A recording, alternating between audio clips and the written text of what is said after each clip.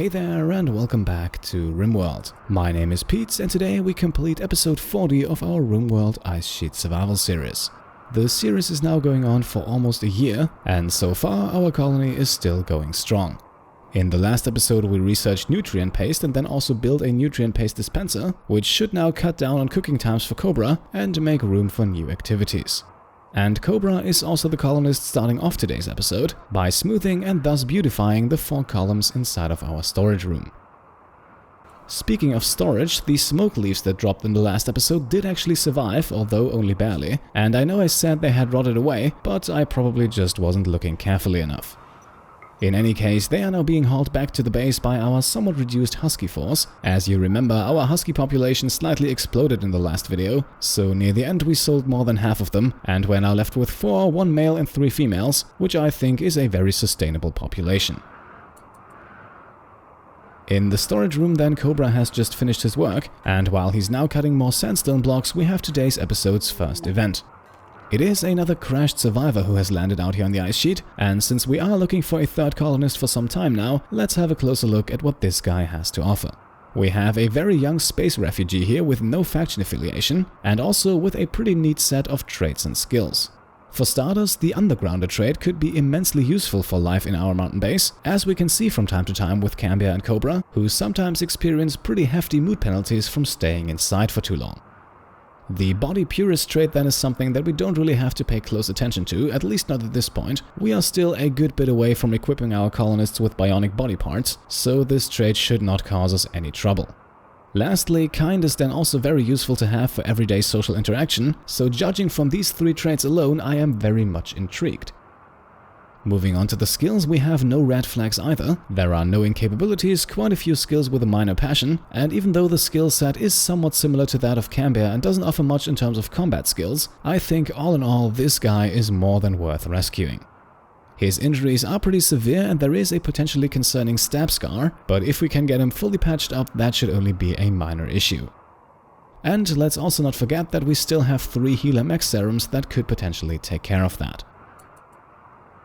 So we are now launching another rescue mission. Hopefully this one is a bit more successful than the last one, but since the refugee here is not part of any faction, chances are probably a bit higher that he will join us. Unfortunately, due to the severity of his injuries, we don't have time to go back to the base and grab some medicine, so Cobra will now have to patch up the wounds with whatever he has on him. With medicine, they would of course heal up a bit faster, and I think the risk of getting an infection is also smaller, but our number 1 priority at this point is to make sure that this guy survives, everything else is secondary. And here we are, that looks good, the wounds are treated for the moment, time to get him back to the base. For that, we will remove the sleeping spot and haul him back into the warmth and comfort of our hydroponics farm, where he is safe from hypothermia and will hopefully make a full recovery. In the meantime, Cambia has started mining. I saw a few comments on the last episode asking to make our steel smelting process a bit more efficient, and that is exactly what this room is going to be for. Should we in fact get lucky and have a third colonist join us shortly, then we will of course also give him a room, but as long as that is still up in the air, I don't want to commit time and resources to it. Just like everyone else, our patient will only receive nutrient paste as a meal. That way we can feed him quickly, and in the grand scheme of things, I think he has bigger problems to worry about. Meanwhile, our new smelting room is making solid progress. We already have the smelter in and are now smoothing the stone floor. I have also put in a slow opening sandstone door, but that was built more for emergency protection and to make this a fully functioning room. At the moment, I think we'll leave the door open to make access a bit easier. With the last piece of stone floor smoothed, we can now see the room is up to neutral beauty, which will of course be dragged down again once we have steel and steel slag chunks in here, but maybe just a single small statue could actually make this a moderately comfortable place to work in. And while I was then trying to set up the stockpiles, we have some fantastic news. Yes, finally, after many attempts, we now have a third colonist. And of course, the guy needs a name, and as always, I went back to the Patreon naming rights tier for that. And the name that was randomly chosen was Antonio, after patron Antonio Shadell. Congratulations and welcome to the ice sheet. Now that Antonio can walk again, he also needs some warm clothing. The pigskin parka that he came with is sadly not going to cut it, and as you can see on the lower right of the screen, we are only a few days away from the next winter, and temperatures are already dropping rapidly. With a new parka, a flak vest and a helmet, Antonio can now sustain temperatures up to minus 44 degrees, which is not going to be enough by the way, but for a day or two it should keep him from freezing to death. And now that Antonio has officially joined the colony, we will of course also make him his very own room, but until that's finished he at least gets an upgrade over the sleeping spot in the hydroponics farm. The bedroll here was originally crafted for traveling, but it should serve Antonio well until his room is constructed, and it keeps him inside of the base and close to the action, which will make it a bit easier to feed him and if he gets an infection also to treat him. Up next then we have cargo pods crash on the ice sheet, inside 94 units of Nutriamine. A very useful item if we want to make medicine or drugs, or if we just want to sell it. The market value of 94 units is just under 600 silver, so they should fetch us a nice price should we want to get rid of them. Back in the base meanwhile, everyone but Cobra is asleep, while Cobra himself is bringing in the next rice harvest. Once he's fully healthy, by the way, that is likely going to be Antonio's job. At the moment, his farming skills are not yet on the level of Cobra's, but contrary to Cobra, he has one flame of passion for the skill, which should make him more suitable for the task in the long run. With Cambia awake again, the next mining project then begins, and this time we're building Antonio's bedroom right next to Cobra's. And it also doesn't take long until the place is mined out and we can begin constructing a door and smoothing the floor.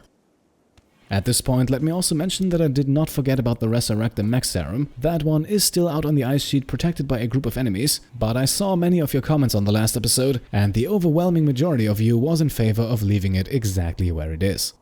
And I am perfectly happy with that. As I mentioned last time, I was already a bit skeptical about the whole thing, so we'll be content with our 3 healer mech serums, and we won't put anyone in unnecessary danger.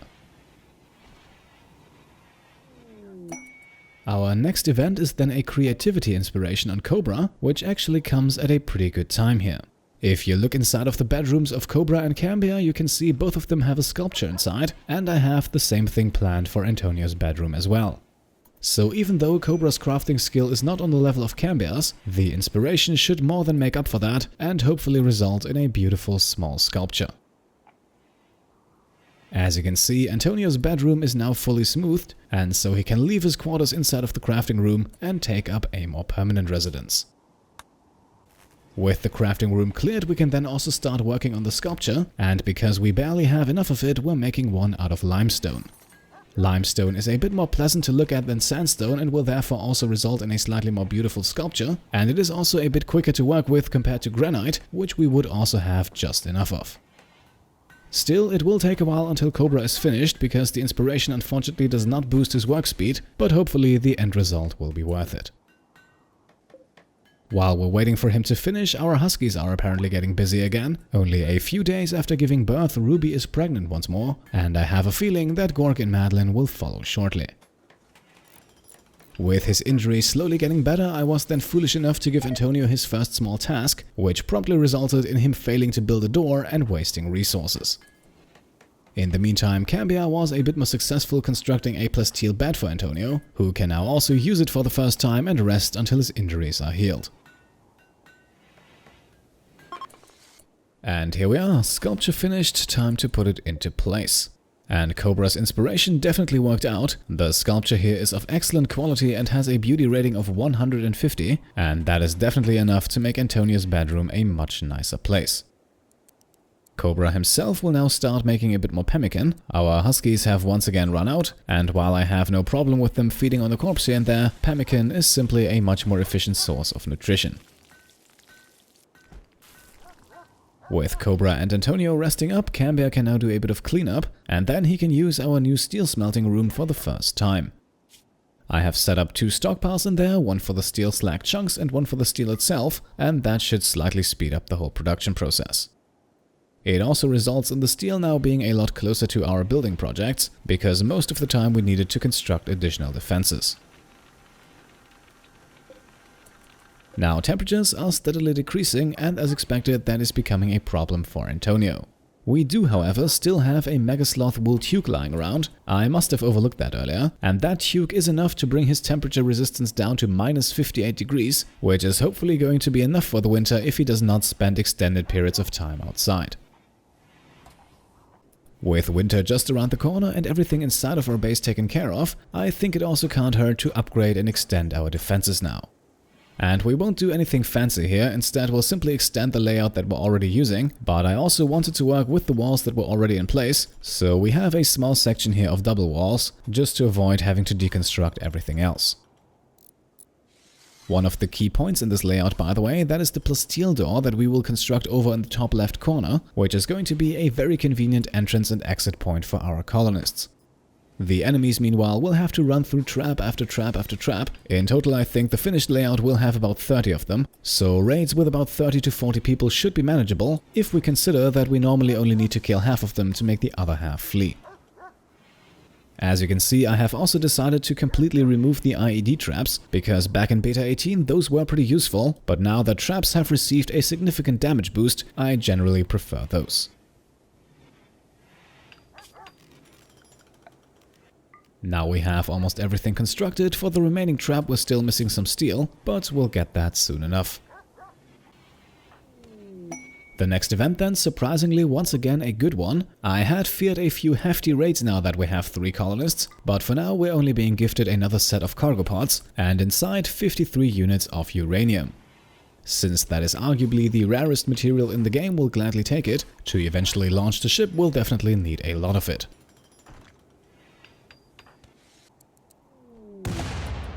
While the defenses then proceed to come along, the next event is also just around the corner. This time it's a limestone meteorite, crashing uncomfortably close to our base, but thankfully not damaging anything.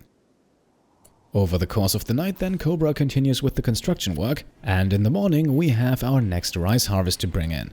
And like I said earlier, this is now the first job for Antonio. Yes, his injuries are still healing, but he's making good progress, and long term I can definitely see him as the person responsible for our plants. At the moment his skill level is only that of a beginner, but despite a lot of field work, Cobra is not too far ahead of him, so Antonio should hopefully have caught up to him in no time. And here we are now. Our defensive upgrade is now more or less finished. Only a single trap remains to be constructed, and we will produce the steel for that momentarily. For now, while Antonio is still busy with the harvest and Cambia is making more stone blocks, we can have Cobra cook up some more pemmican. After all, the next batch of rice is coming in shortly. By the way, I have seen some of you mention that post on the Rimworld subreddit, the one that went pretty deep into the math behind hydroponics and calculated that ultimately planting potatoes is actually more viable than rice. Now, I haven't had the time yet to have a closer look at that myself, but if that's actually the case and the calculation still holds up for our very specific scenario here, then I could definitely see us switch over to potatoes as well. It would definitely reduce the amounts of time we would have to send out a colonist to do the harvesting. However, if a harvest is botched, you would also lose out on more, because to make up for their slower growth rate, potatoes yield more per plant. Solar flares would of course also become a bit more dangerous, because with potatoes, losing an entire harvest definitely hurts your colony more than losing a harvest worth of rice. Still, it might be advantageous for us to make the switch, so I will try to look into that over the holidays and report back when I know more.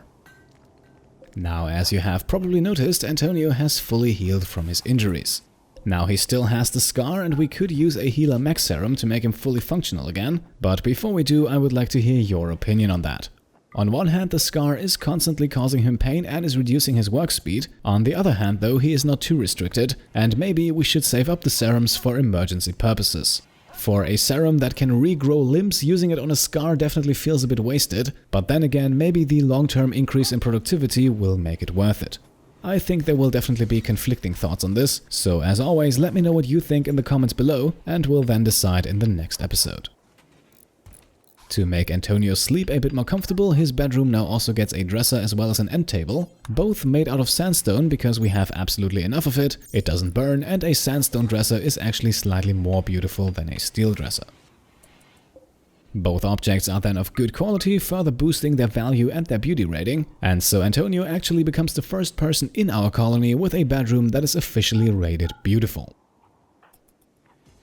In the late evening then we have a trader arrive, surprisingly only the first one this episode, so let's see what they have to offer. Right, nothing here that I desperately want to buy, but we'll get rid of 2 things. The first one is a cloth toque, the other one Antonio's pigskin parka, and we'll sell them both because they're simply not warm enough to be of any use to us. While Cambia and Antonio are asleep, Cobra then mends the night shift, and under the cover of darkness, he is hauling corpses. Nothing spectacular, just a bit of extra food for the huskies. We simply have no more space in our corpse storage room, and these two corpses inside of our traps were getting a bit annoying.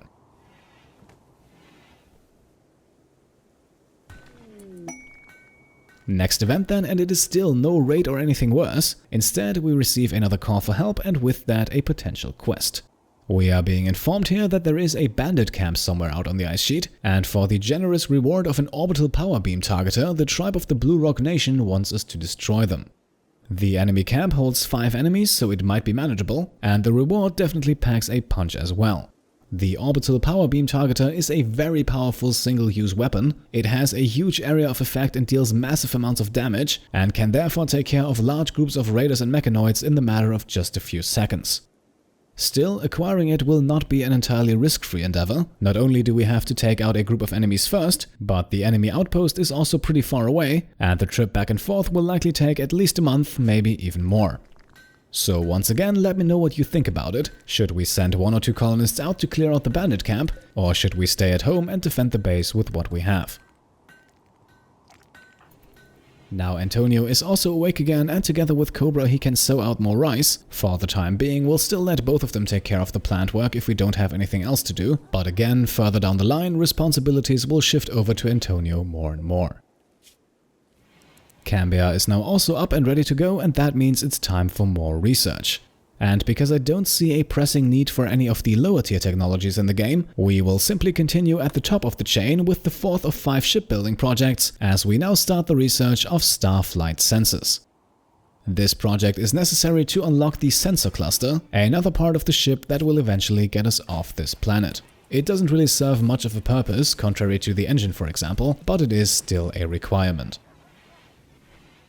Now in the meantime, Cobra has produced some more pemmican and Antonio has done some cleanup work around the base, and I think it's now time that we equip Antonio with a weapon.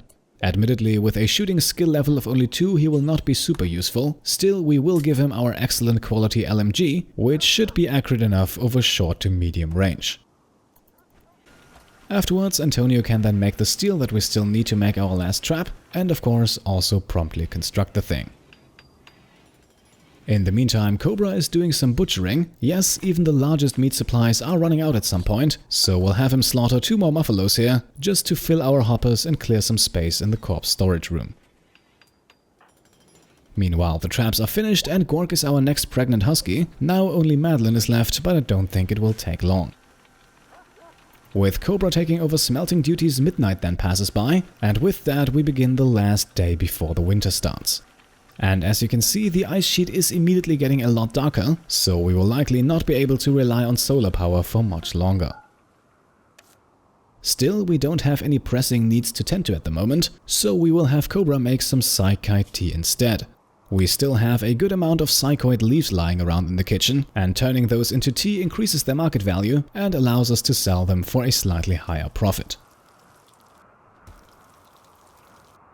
With winter getting closer, we can also turn the heater in the husky stables back on. We can already see the first signs of hypothermia here, so we'll have to make sure to keep our huskies warm from time to time. I think I'll try to let them stay outside a bit more this winter. We will simply have to avoid giving them any long-distance hauling jobs, but a few shorter trips here and there should be fine, as long as they have the comparatively warm stables to return to. Now, there is one more thing we'll have to do here before we're fully ready for the winter, and that is to craft another warm tuque for Cambia. We always had 2 of those, but now we have 3 colonists, and so Cambia is now taking the last remaining megasloth wool to make a tuque for himself. Exchanging his masterwork marine helmet for that tuque then increases his temperature threshold from -57 to -66 degrees, and that should be enough to spend extended periods outside even on the coldest days. This final day of autumn then continues without any further incidents. Cobra swiftly turns all the remaining psychoid leaves into tea, and at this point we're simply waiting for the next trader. With no more preparations left to complete, we might as well spend some extra time and effort on our defenses, because this episode has been awfully quiet, and I fear that Randy has something big in store for us next time. So we're building another set of traps here while we have the steel for it. Better to be extra safe than sorry. As expected, it is then also finally Madeline's turn, and with that, all 3 of our female huskies are pregnant once again. The last remaining trap is then completed quickly. The next event is thankfully only another meteorite, and so we can safely let the next few hours pass by and make the jump into winter. And I would say that is a fitting end for today's pre-Christmas episode. Needless to say, the biggest accomplishment was to finally get that 3rd colonist, which is definitely going to make life out on the ice sheet a bit easier. Now, before we wrap things up today, I also want to give a quick shout out to all the patrons who have joined since the last time. Of course, not all of you can get lucky and name a husky or even a colonist, but I still want to mention every single one of you to say thank you for your support. So thank you to Daniel Thurling, Christoph Liebhardt, Jan K., Nathan Haw, Jonathan Auk, Ed Gifford, Burke, Ryan Sauter, Shane Anderson, Girapad Wongma Hakaron, James Denton X, Cody Stinnett, Jackaria Rucker, Paul Tyndall, Darren Singleton, Michael Heath, Andrea Basically Callaway, Alex Andres Pinedo, Astro, and the wonderfully named I Fart in Elevators. Again, thank you all so much for your support. It is honestly still incredible to see, even with the Patreon now running for a few months, and I am just so thankful for each and every one of you. And with that, I would also like to make the cut in today's episode. As always, you know the drill. If you enjoyed it, then I would be happy if you could leave a thumbs up, and then I hope you have great holidays wherever you are. Enjoy a few days off if you have them. I will certainly do so, and then we'll see each other again for the 1-year anniversary of this series. In the meantime, if you want to support the channel further, then you can of course subscribe if you haven't already. We are just a few subscribers away from hitting 50,000, so that would of course be awesome. But if you are already subscribed and want to take it one step further, then feel free to check out and maybe pledge to the Pete Complete Patreon. Thank you all for watching, and I'll see you next time. Cheers.